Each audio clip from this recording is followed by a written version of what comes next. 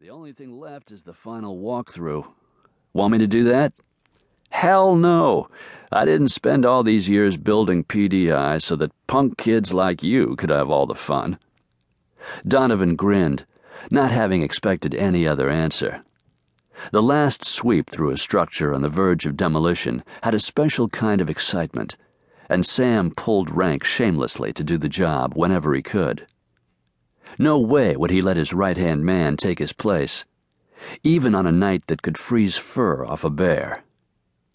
Sam's daughter, Kate, had shared that Corsi capacity for exuberance. Kate, Donovan's long-gone but not forgotten ex-wife.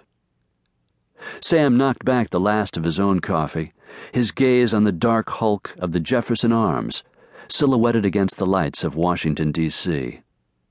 Closer to hand, police lines kept spectators at a safe distance.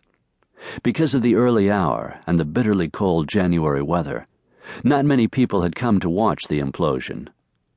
Voice brusque, he asked, "Ever thought of getting back together with Kate?" "Jesus, Sam," Donovan choked, strangling on his coffee.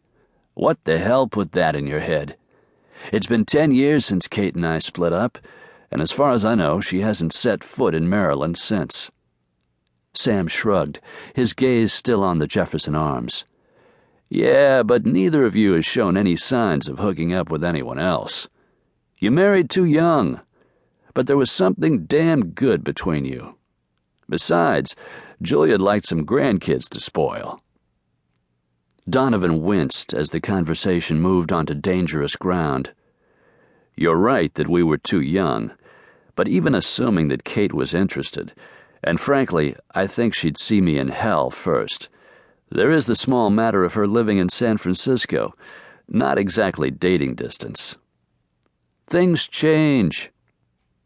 Sam glanced at the clock, then put on parka and gloves in preparation for the walkthrough. "Maybe I'll give Tom a call one of these days." That remark was even more of a shock than the wacko suggestion about Kate. Remembering Sam's unexpected trip to the emergency room the month before, Donovan asked uneasily, "Did the doctors find something wrong with your heart that you haven't told me about? I thought they said it was just indigestion." "Nothing wrong with my heart, and I've got the cardiogram to prove it." Sam shoved his hard hat onto his salt and pepper hair and picked up a big beam flashlight. "But I'll admit that getting hauled off to the hospital got me to thinking. Nobody lives forever. Maybe it's time I knocked a few heads together." Seeing Donovan's expression, Sam grinned and lightly clipped the younger man's shoulder with his fist. "Don't worry. If I do any head cracking, it will be for your own good." He headed out into the freezing night.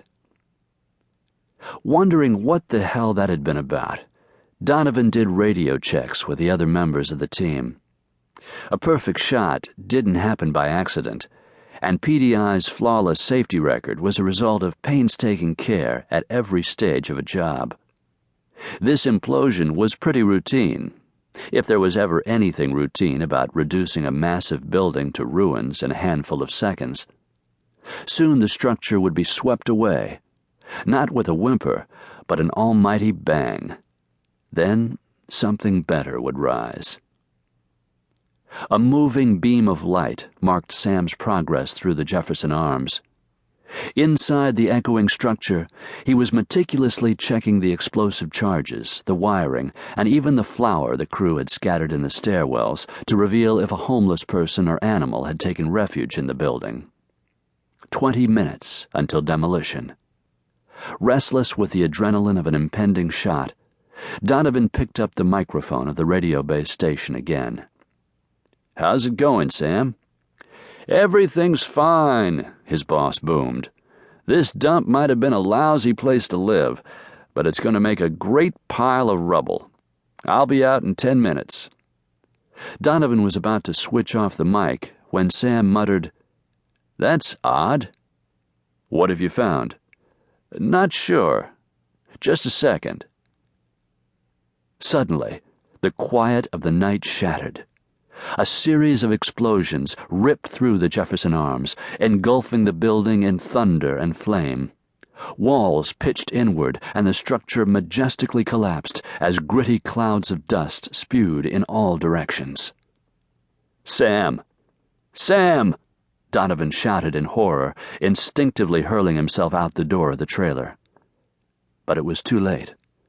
1,000 tons of concrete had already crushed down on the man who had been boss, friend,